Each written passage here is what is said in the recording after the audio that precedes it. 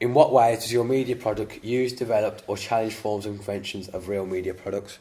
In a typical horror film, there are atmospheric and ambient sounds such as eerie music, creeping floorboards and small and subtle noises to entice the audience and create the awe of a horror film. There's usually dialogue too. This helps to explain the plot and add to tension and establish relationships between characters.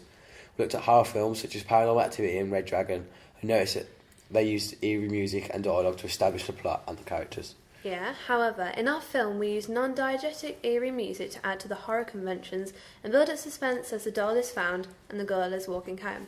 The tempo of the music is slow with a small twang and a low hum every now and again.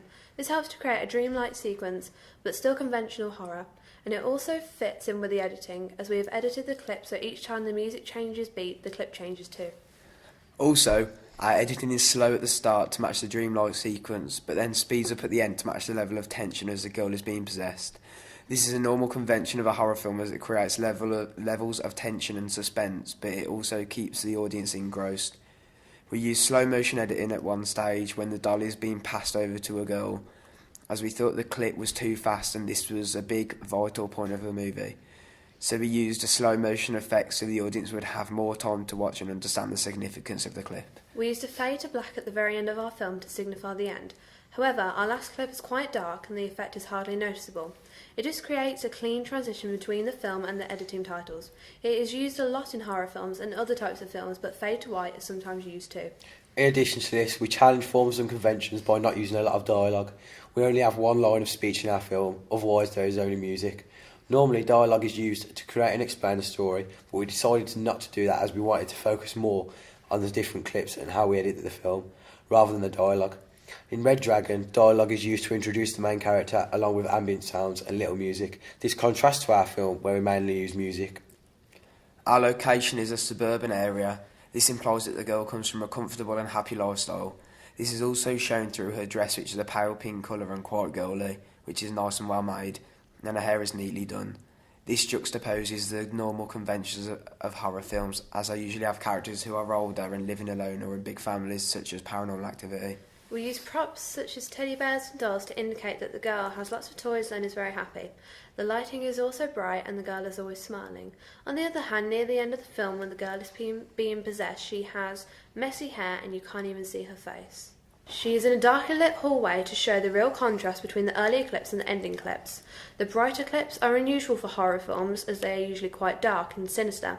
However, they lead to dark and mysterious clips which do match the conventions for horror. Plus, the camera angles and movement in our films are quite varied. We use an establishing shot at the very start to help indicate the setting of the film. We then used a lot of different shots all the way through, such as close-up, medium shot, medium close-up and big close-up. We compiled and edited all of these together to make our film. We wanted it to look interesting and not all the same, so we knew we needed a lot of different shots and angles. Near the end, we use a high-angle shot when looking down on the possessed girl. She is a victim and we are looking down on her as she is being possessed and has no control over her body. This is unusual in the horror films as the audience are usually the ones victimised by the use of low-angle shots to make them feel part of the movie. We decided to do this angle because it reflects the doll's power over the girl. How does your media product represent particular social groups? Gender. Within our opening sequence, our main actress is a young girl. From the actress being a girl, we can tell that this shows the vulnerability of women as a whole without being sexist. As the girl is being possessed by a demon-like creature, it represents the weakness of the girl not being mature and strong enough to fight off the spirit. In the film Paranormal Activity, young children are the ones being haunted by the ghost, so we went with a young child too to show vulnerability. Age. The age of our main character is particularly young with the age of 13. This shows a typical convention of the girl being naive, and this is represented through the film by her willingness to play with a strange doll. As the demon has possessed and taken control of the young girl's body, it shows that the girl doesn't have control over the situation. As she is so young, we are able to play with the audience's emotions because we can make them sympathise with the child or dislike her because she is possessed. Class. As our film is set in a suburban area, we represent the working or middle class of everyday people. From this we can say that the higher social classes will see this as the lower classes being weaker as they are the ones being attacked and by the spirit and not them showing they are superior. However, we could say that a demon is taking control of the lower classes as they are full of life and have a better sense of things such as family, hard work and respect. Therefore, the spirit would take the lives of the lower classes rather than the snobby and pompous lives of the higher class. Our research told us that the middle class and working class take time out of their week to watch films. They were our main target audience. What kind of media institution might distribute your media project and why? We created our film from the horror genre. Because of this, we know that we need a film company that works with the genre a lot. We found a company called Bloomhouse Productions. They're a small production company who produce low-budget films such as Paranormal Activity and Insidious. Our film is very low budget and wouldn't need a lot of funding to make. It is also a similar style of horror to Paranormal Activity, as a lot of it is handheld camera angles and movements and leaving the audience in suspense. However, we don't have as much characterisation. Another film company maybe Lionsgate has made horror films in the past, such as Cabin in the Woods and The Last Exorcism. Again, our film has qualities that these films have, however, we do have significantly less dialogue and characterisation. We have a low budget and would need little assistance to make the rest of our film. We would need no special effects like animation or CGI, saving the company a lot of money. We don't use anything that is copyrighted, so the company would have no worries about anything legal. Who would the audience be for your media product? The age that we have aimed our film at is around the ages of 15 to 18 years old. We have chosen to aim it at this population as we feel that these teenagers are able to relate to the situation that the girl is in, even if the girl herself is younger than them. We feel they can relate through the experiences that the girl is having, as she is just an ordinary teenager, showing that the situation that the girl is in could happen to them as well. This is also supported by our target audience research on Blogger, which shows from a survey that the population of 16 to 25-year-olds in Britain prefer horror films to any other genre of film, and they don't like rom-coms as much. Gender. We have tried to aim our film at both genders. Firstly, we can say that the film will be aimed at females as they are able to relate to the situation that the young girl is in. They are able to apply themselves to that situation and how they would deal with it. We've also tried to appeal to the male gender for the use of the spirit. The spirit is not identified as being male, however, we feel that the audience watching the film will be able to distinguish that the demon is in fact male, as the power aspect of the spirit generally reflects male stereotypes. The film The Exorcist is centred on a young girl and how she becomes possessed by a demon, so we can rate our film to that and even predict how the audience may react to it. Class. Our film is set in a suburban area. This would mean that the class being aimed at would be one of the working class or middle class and everyday people and not the higher classes. The higher classes aren't being represented in the film, so we feel that they wouldn't necessarily take the time to watch it, whereas the other classes are able to relate to this film as they are represented in the film through the use of a young girl coming from a lower class family. We know from our main research that the working and middle class people like to sit down and watch films, and so they would be the ones to take interest in our film. This is why we have aimed our film at them. How did you attract or address your audience? Firstly, we researched into horror films and who watched them. We found out that mostly 16 to 18-year-olds watch horror movies 1 to 2 times per week, or they go out to the cinema to watch new releases. Mostly upper middle class watch these films as they seem to have the time to watch and money to buy the films. Most are females too. We mainly wanted to attract these young females, so we decided to use a young girl as our main character. We dressed her in a girly dress to further confirm the message that she was young and vulnerable. Our story is also focused around her and how a beloved doll turns evil and possesses her. This could allow some girls to relate to her, especially if they have dolls or toys themselves. Our titles are quite plain. They are just block white capitals, and it makes the start and the end of the film look clean cut and professional. This would attract anyone to our film, especially people who like a professional looking film. The music is the conventional horror, eerie and mysterious music that sends chills along the audience's spine. At the start, the music comes in straight away and then captures the audience's attention from the start. Because it is light and bouncy in places, it could also appeal to the young audience. Later on, when the girl is in her bedroom, the music sounds like a lullaby or a music box. This is also quite innocent and girly and could appeal to a younger female audience. In the cinema, we could advertise our film by using the opening music but hardly showing any clips, so the audience would only hear the music. There would be a few clips where you would see the girl walking or in a bedroom to create suspense, and the audience would be introduced to the main character. In the last few seconds, a small quick clip of the doll would flash on screen, so the audience would only get a glimpse of the horrific doll.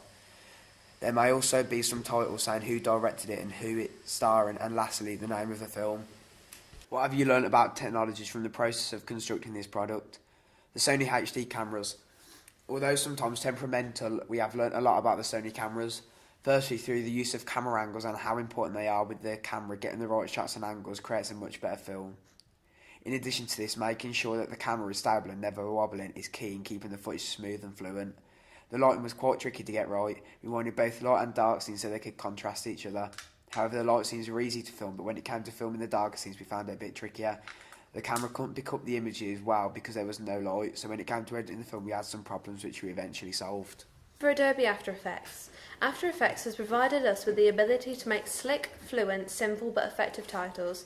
We've been able to implement different effects which create a tingling sense of horror, along with being able to change the colours of our fonts to match up with the rest of our film. In addition to this, we have been able to animate the titles, making them a lot nicer to look at, rather than being boring with no animation on them at all. We have learnt how to apply keyframes to make the titles animated, along with the effects of opacity and scale to create well-presented opening titles. In addition, we have learnt how to import and export the title files and implement them into the film on Premiere Pro. From Blogger we've learnt a range of things. Firstly, always saving and documenting the work that we've completed so we're able to refer back to it whenever it is needed. In addition to this, we've learnt how to import videos and photos into our blogs to make them more presentable.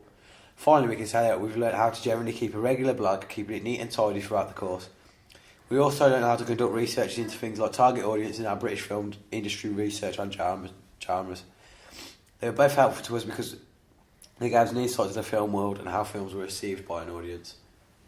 Also for Premiere Pro. Premiere Pro, we have learnt a lot of things. We have learnt to cut and edit film clips so they can fit together. We have also learnt how to import and export clips by turning them into QuickTime movies so they can be watched at the highest quality. We have also learnt how to add music and edit audio levels so they can fit in with the film, and also how to take music in and out when different audio clips are needed, adjusting the levels of volume to coincide with the film too. We can see that all of us have had a fun experience using Premiere Pro and we have gained a lot of skills from it. Looking back at your preliminary task, what do you feel you have learned in the progression from it to the full project?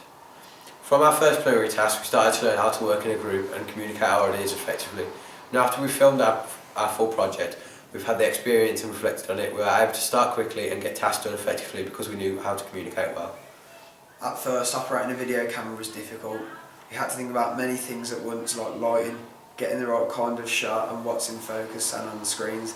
In our preliminary task, our inexperienced camera skills limited us and we were only able to get a few different kinds of shots and everything looked the same. For our final project, we knew how to acquire lots of different kinds of shots and how to edit them together to make the film look interesting. We also knew that lighting would affect the shot, so we planned that in advance this time. When shooting the preliminary task, at one point we forgot about the 180-degree rule and had to refilm the clip, so it didn't make sense because we broke the rule. From our final film, we were cautious and made sure to follow all the rules. The only thing we did not do was leave a few seconds before and after filming to make editing easier for us. We've now learned that we need to leave a gaps so the clips flow smoother. We also had a maximum action in our final project because we were practice doing one in our preliminary task. We were able to do this with an ease and precision this time. Overall, we reflected from our mistakes and made to plan our film effectively too. This way we could film quickly and easily whilst making minimal mistakes.